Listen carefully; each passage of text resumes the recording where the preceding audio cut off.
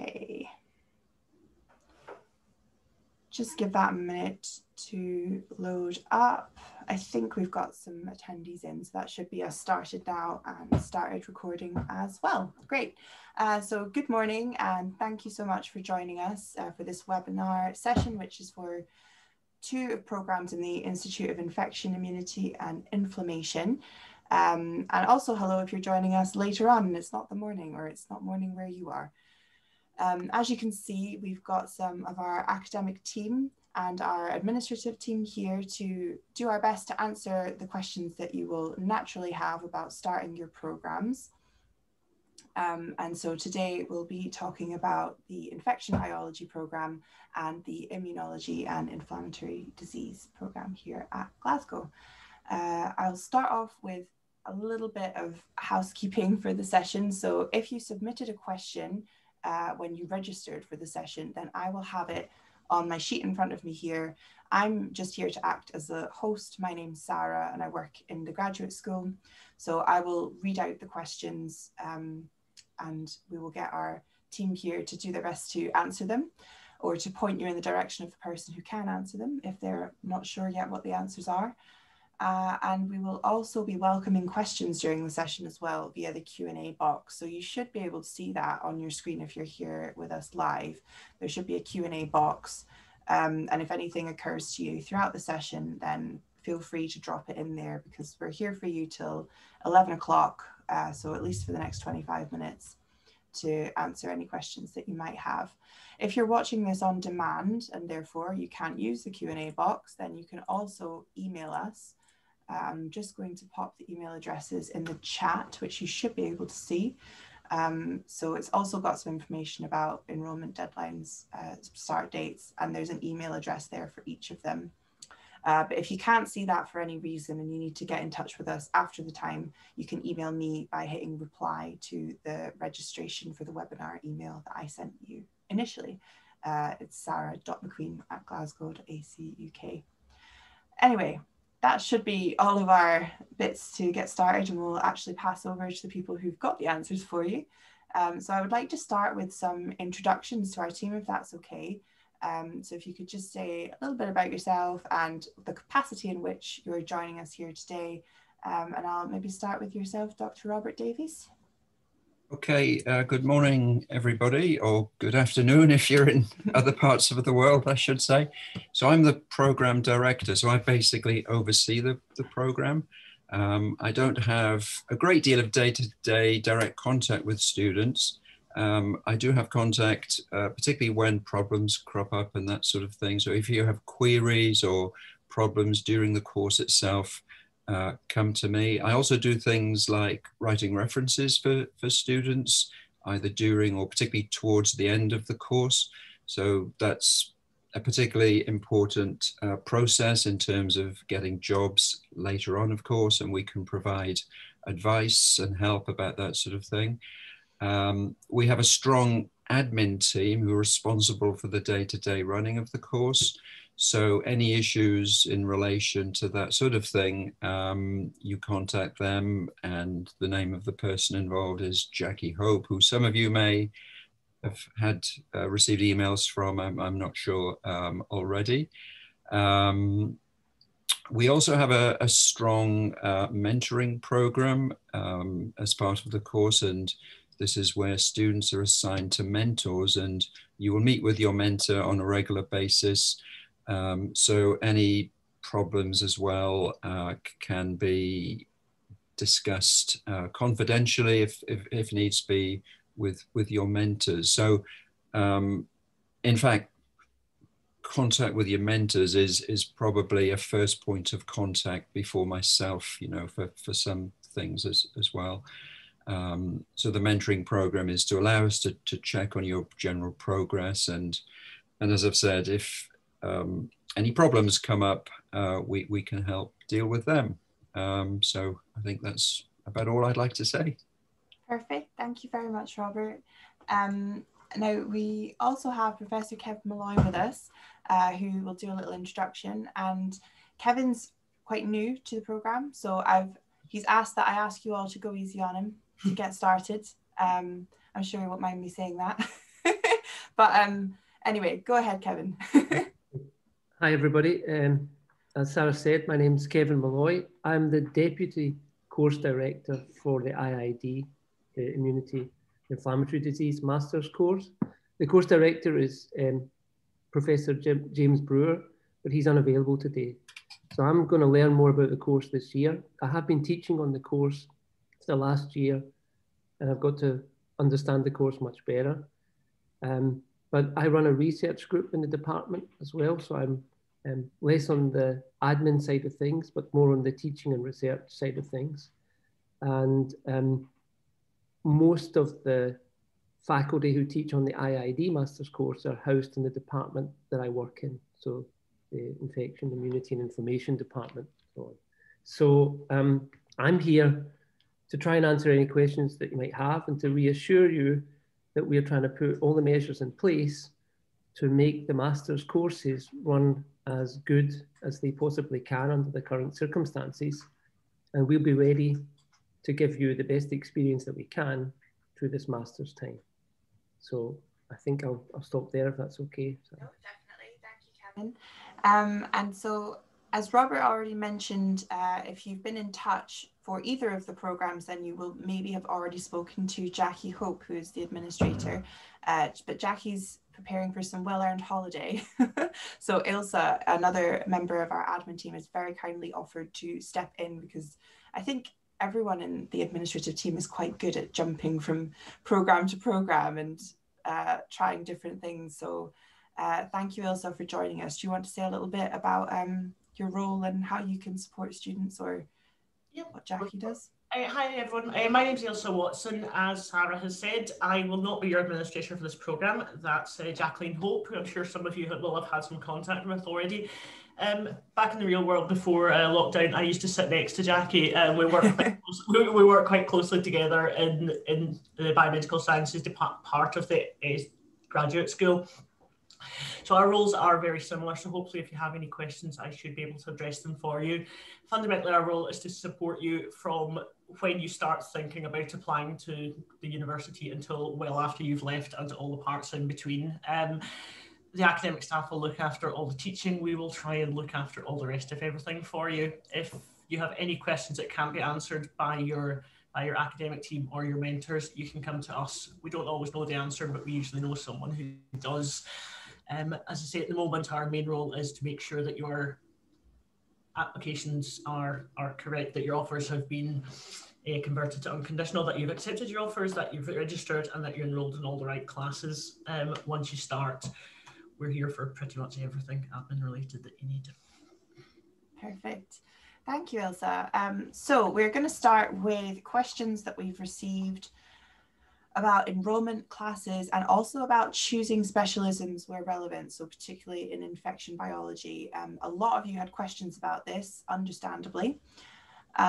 So just as a precursor to getting onto this topic, a lot of you have had issues with choosing your, with enrolling for courses and potentially choosing, or questions about choosing your, the optional courses. So just before we dive into this topic, I would say that especially, I'm not sure how it works for IIB, if it's the same, but I know for infection biology, you would have a meeting in, it says here, the beginning of semester 2 to discuss all of your optional courses and the big question of what you're going to specialize in.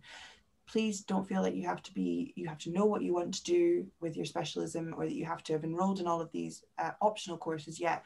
You don't need to worry about that yet. As far as the core courses are concerned, Jackie has said to me that she will make sure that you're all enrolled in your core courses. She hopes that most of you are by now, but if you're not, you can always get in touch with her and let her know that you're having some issues, but she actually will be able to do all of that for you. It doesn't need to be, you don't have to necessarily enroll yourself if you're having trouble, and she'll fix anything that happens with my campus, because it has been interesting moving my campus 2 months back. It doesn't like being moved to start in November rather than September. So I think it's just, we've been having some teething issues there. Is that accurate, Ilsa, from your experience? The main thing that we want everyone to do just now is just make sure you're registered with the university. if you've completed registration, and I know some of you may have had some issues with that in the last couple of days, my campus, the registration form that you're using has gone down the last day while they've been resolving an issue around people's start dates. You may have had some kind of slightly glitchy information. I've been informed that that's been resolved now. You should be okay. If you've had any problems the last couple of days, do log back in and try and continue to register if you've accepted your place. Once you're registered, we know you're here, we know you're coming, we'll make sure that you're in all the classes you should be. Okay, perfect. And we did also have a question about the numbers of people in the class. So Jackie also provided me with numbers just in case that's of interest to you. So last year for inflammation and inflammatory, no, that's not right either. For IID, which I've written here, there were 30 students, and for infection biology, she said around 30 last year as well. 36 last year. 36. Yes. There we go, that's it exactly. And we also had a question which was about receiving login details, access to Moodle, or receiving student cards. Do you know anything about that, Ilsa, for login details and cards? Login details, when you accept your offer, you should receive an email from IT services with your Glasgow University ID number, your GU ID. That will allow you access to student email, which will start to allow you access to parts of the system need. In terms of Moodle, the teaching environments, these are actually being built at the moment and will be ready for you starting teaching in November. There will be an online induction. There will be instructions for all of this. You will receive all these in due course. Please check your student emails as soon as you've set them up. So these are works in progress. If you haven't started the course yet, don't worry if you can't see the teaching materials. It will be there when teaching starts. You said about student cards as well. Yeah, we had a question which was just, I assume, presumably a lot of people might be wondering if they're not actually going to be joining the university, or they'll be joining, but they might not be in Glasgow in person for another few months if they aren't based in the UK. There have been questions about how they might receive student cards. Okay, my understanding is that if you're a UK-based student and have provided a UK-based address, your student card will be sent out to you. If you're an international student arriving in the UK on a Tier 4 visa, part of your visa registration process is to actually present yourself physically at the university. We can check your ID. When that's done, you'll get your student card then. If you're staying in student halls of residence, my understanding is that ID cards will be delivered to student halls of residence and distributed there, so you're not having to go onto campus unnecessarily at the moment. All the information is on the website, and you will receive all this near the time, but don't worry about it, you will get a student ID as soon as you're in Glasgow. As Sarah said, we can't post them internationally. They are mostly for things physically, like using the library, so there's no benefit to having it if you're not actually in Glasgow, but you will get it when you get here. Perfect, thank you. And it might be a good time to mention as well that you will, once you've got registration complete, you'll be able to access the library's online resources, which are vast, and including scientific papers. I'm sure everything, maybe we'll go to our academics for this, but I'm sure that a majority of the things on the reading list would also be accessible online by accessing the library online. Does that sound about right? I can see Kevin's nodding. Do you know anything about that, Robert, for the reading lists for infection biology? We have sent out a reading list in the past. In all honesty, I'm not sure, because people's backgrounds are so diverse. It's really difficult, I would say, in reality, to kind of present a list. I mean, if anybody wants a reading list, I can certainly provide a reading list to the students, but when you begin the course, you'll be studying host pathogens, and it's very diverse, and for each of the lectures, you'll be provided with a reading list to meet each of those lectures. And with only 4 weeks to go to the beginning of the course, in all honesty, I think providing a reading list will not be a great deal of help. Having said that, if anybody wants a reading list, if you email me, I can send something that we have sent to students in the past, for sure. Perfect. Okay. If I can just add that it's also the case for the IID masters that for each teaching session, each lecture, a reading list will be provided by the person who is conducting the session. And once you're registered on the Moodle site for IID, there's also some background information that will be available to you to download and read through before the course starts. Now, that will be dependent on getting access to Moodle, which I think will take another week or two, but there are a few PDFs there that you can download that should help you prepare in advance of the lectures, but the reading lists will be issued together with the lecture notes and details for every individual session. Perfect. And just before we move on to more teaching-based, how we anticipate the teaching to look, I wanted to also maybe ask our academics about choosing your optional courses, or in the case of infection biology, choosing a specialism. Like I said just earlier, do not worry about this yet. You will be getting lots of support for choosing your options, and you don't, I think I'm right in saying that you don't really need to concern yourself too much with that yet, because you might well go in thinking you're interested in one thing, and then as the teaching progresses decide that actually you'd quite like to look into something else. But would you have anything to say about support available for choosing optional courses, or how to maybe pick an option if a student is looking at the options and struggling to choose which one they'd like to go for? I'll go to Robert first for that one. Yeah, just the options are not part of the IID program. It's fairly unique to infection biology. I could quite easily put up a document here and go into things in detail, but it'll take too much time. The main thing for you to appreciate is that you don't need to worry about this now. But basically what will happen is the option courses, which are either 10 or 20 credit courses of 3 to 5 weeks, become available. They're run from March onwards. And you don't need to make the decision about the options that you wish to take until about January. And in January, we will have a session whereby the details of each of the options will be presented to you by the option leader. This will be about a 10 to 12 minute presentation that will give you sufficient information for you to decide which options you would like to take. And if you wish to specialize, this is the key thing. You need to select certain options. It's very straightforward. To be honest, to specialize, you have to complete 90 credits of the whole 180 credit course in either virology, parasitology, or bacteriology. But 80 of those 90 credits is taken up by your project.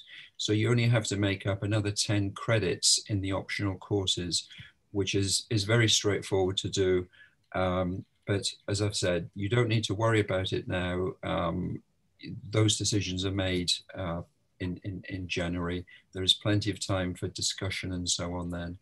If anybody is really, really desperate to know any more information at this stage, I'm happy to send you some more information. But as I've said, don't worry about it at this point in time. Thank you very much. Sorry, I'm typing answers at the moment into some of the Q&As, so if I look like I'm typing, that's what I'm doing. I'll maybe go quickly to Kevin. I know that it's different in that you don't specialize per se for immunology and inflammatory disease, but there are some optional courses in there, and so I wondered if you might have anything to say about how students can choose their options. Yeah, I mean, I wouldn't really call them optional courses in a way, but there are tasks that are part of the course, and you do get to choose which area you would like to do these tasks in. So for example, you have a dissertation essay, which is a part of the overall exam, and you will choose a subject on that based on the work that is presented, some of the topics that are presented at the annual Congress of the British Society of Immunology, which you will be registered for through the course. It will be online this year. And there's a bunch of different potential topics there that you can choose from. There will also be a tutor for each of the topics from within our department that you can liaise with to formulate the precise topic of your essay and give you feedback and guidance on how to prepare that. So there is quite a bit of leeway in choosing what you want to learn about in more depth, and that's going to be part of your overall exam grade. And of course, there's also the projects. And we'll come on to that, I expect, soon, but you do get to choose, in a way, the project that you'd like to work on. And that, again, is normally done by going and chatting to individual supervisors, and we'll make time to tell you about the projects they're offering, and you choose the area that you find most interesting and exciting in order to do your project there. So there's definitely scope to tailor your study towards the areas that you find most interesting or that you think would be potential areas for further study. Okay, thank you very much. I'm just having a quick look here. I wanted to know if both semester 1 and semester 2 courses are enrolled at the same time. Ailsa is looking like she might know.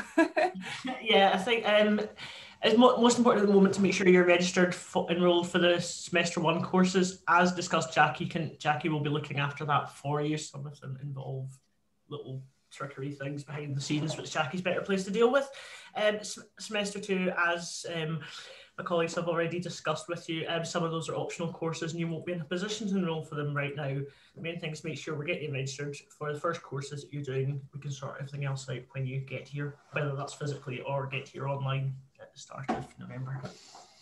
Okay, thank you very much, everyone. We're going to now quickly move on to some teaching courses. I'm aware that we're running short on time already. We've got 5 minutes left. So we've obviously got a lot of questions about lab work.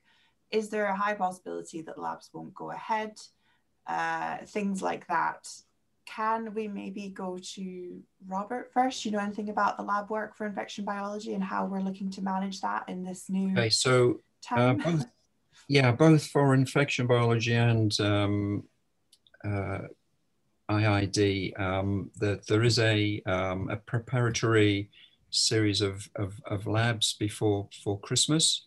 So at the moment, we're hoping that they will run under the current situation, although they won't be compulsory if people feel uneasy about attending such things. The most important aspect of lab work are the projects. So the projects come in the final third of the course, and we were unable to run wet labs last year for obvious reasons, and whether we will be able to run wet labs again this coming academic year, we obviously have no idea. So because of the delayed start in the course, the labs will begin, so normally they begin the beginning of May. So I think we're about 2 months late, aren't we? So I think they are scheduled to start at around about the beginning of July of next year. So obviously, hopefully things will have improved by then, but we simply don't know. What I would say is that what we did last year, we switched from wet labs to dry labs, which means that the labs became, for example, bioinformatic type projects. And although there was some concern amongst the students initially, I think overall the students appreciated that they still had a very, very good experience. And I know for my own project, for example, the project switched from a wet antibiotic related lab to a bioinformatics, a proteomics based project. And I can honestly say that although the student didn't get the experience in the lab, he probably ended up doing a better project, in as much I think he got more from it, and I think he was really appreciative of that. So what I'm saying mainly is, do not worry if we're unable to run wet projects. The experience that you will get through the dry project replacement scenario will be as good, I can assure you.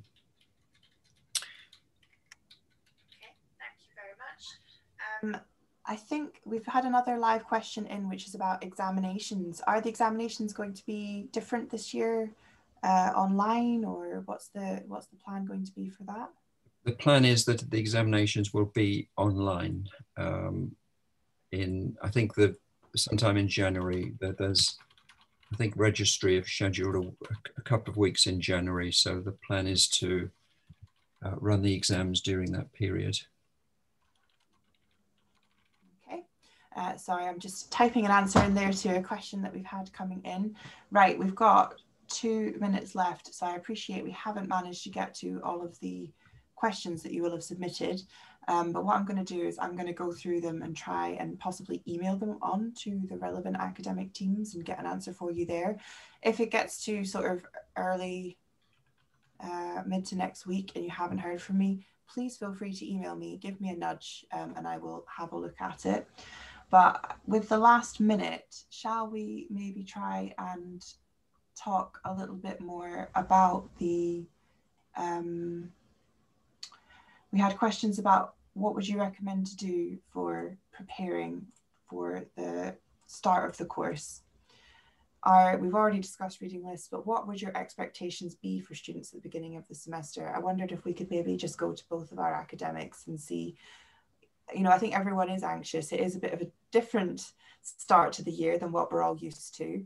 And perhaps maybe just some words of advice might not go too far amiss to finish off this session today. So will we go to Kevin first, maybe? Would that be all right?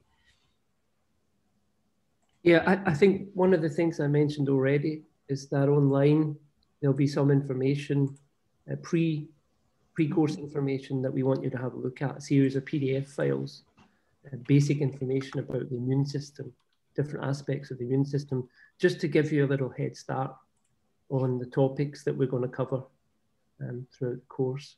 So of course, you don't need to read that all at once, but we'd like you to read those PDFs in advance of the relevant teaching sessions. So we expect you to show some initiative in terms of trying to arrive with a degree of preparedness for the topic that you want to study. And we'll provide you with all the information that you need. We just ask you to take some time to look at the documentation that you receive before the classes start. And then after the classes, of course, then you'll be more able to discuss those with the individual lecturers. We should say that the virtual teaching, we are all getting experience in that at the moment with the undergraduates, giving lectures through the Zoom platform, for example. And it has some advantages compared to the traditional teaching model, in that we can have these chat windows and so on. So people are, in a way, very freely asking questions throughout lectures. So there's a little bit of more give and take during some of the sessions. People have started to organize the sessions a little bit more flexibly in order to allow time for people to interact and chat about the topic. So in some ways, this model allows us to try and improve aspects of the teaching that we deliver so that the students get a better experience and get more out of it. But just getting back to the issue again, in terms of what we expect from you, we expect you to be motivated and want to learn about the topics that we're going to teach you. And we expect you to prepare yourself by reading the documentation about the subject that's provided to you on the Moodle site before you arrive or before the course starts. Thank you, Kevin. And I would say as well, don't worry that you don't have access to Moodle. It's coming. It's coming very soon. It's just we want to make sure that it's all as easy to understand as possible and that everything is on there. So it will be, I think when I spoke to Jackie just yesterday, she said she was expecting it within the next 2 weeks. So hopefully it'll be with you very shortly. And I guess then just to finish up, Robert, would you have any words of advice or for preparing for our students who are perhaps a bit anxious? Yeah, the first few weeks of the course under normal circumstances, students find to be the most difficult, you know, coming away from home for many students for the first time and so on. And so the first part of the course tends to be the most stressful, and the project part of the course is the most enjoyable. And we hear that every year. So This year is obviously going to be very different again, and perhaps more stressful. So we're certainly not going to have, put extra stress on students by having strong expectations and so on. Beyond the fact that, we'd obviously like you guys to attend lectures. Even when we have live lectures, the attendance is not great. So that's something which is always disappointing. So we would really like to see, full classes. Obviously, when I say that, everything is online this year, but there will nevertheless be various engagement sessions. Some of these are not fully planned out yet, but there are tutorials, for example. So we certainly expect students to attend tutorials, and also meetings. You will be having meetings with your essay supervisors, probably early December from that time onwards. So we certainly expect students to attend meetings of that type, and just do the best you can. Work hard. We can't expect any more than that, really, especially in the current climate. But like I said, we do appreciate that students take a bit of time to settle down in the early weeks and months. So we do appreciate that as well. Perfect. Thank you so much, Robert. And this probably isn't going to come across professionally, but the first thing that when you were talking about the lectures being online, I was thinking, like, guys, you can come to your lectures in your pajamas if you need to or if you want to. So there are some benefits to it being online. I know it's a bit of a daunting prospect, but I'm not going to say anything about my own work from home habits. But Ailsa is putting her hand up. Yes. I was just going to say to the students, just remember that the university does have a wide range of information available online for you. If you go studying online, it may well be a new thing for some of you. There's a whole bunch of support available to you on the university website. It will be made available to you at induction, just to try and make this transition to Glasgow. Yeah. Whether you're physically in Glasgow or not at the start of the semester, you're still a student at Glasgow University. We're there to support you, and there will be a whole range of measures in place to provide additional support to you, and we'll make all that available to you as part of your programme induction. Yeah, there's extra bits as well. So as well as the Moodle pages where the academics have been talking about, I know that there is also something in place, isn't there, for like an induction Moodle? I mean, a college-wide induction. Yeah, college-wide, that's the correct term, a college-wide induction as well. Right, we're going to have to finish up there, but I really appreciate you all joining us for this session. If we didn't manage to get to your question, you can email the administrative inbox or email me by hitting reply to your registration, your webinar registration email. We have recorded the session, so it will be made available to you as well if you want to watch it back. Thank you for your questions, and I think I can speak for everyone when I say that we're really looking forward to welcoming you, whether that be in person at some point or just over screens to begin with. And it's new to us, but we're looking forward to doing the best we can to give you a really good teaching experience this year. So yeah, we'll finish up there, but thanks again for joining us. And if you have any questions, don't hesitate to get in touch. All right, bye for now then, everyone. We'll do a little awkward Zoom wave. Right, thanks everyone, bye for now.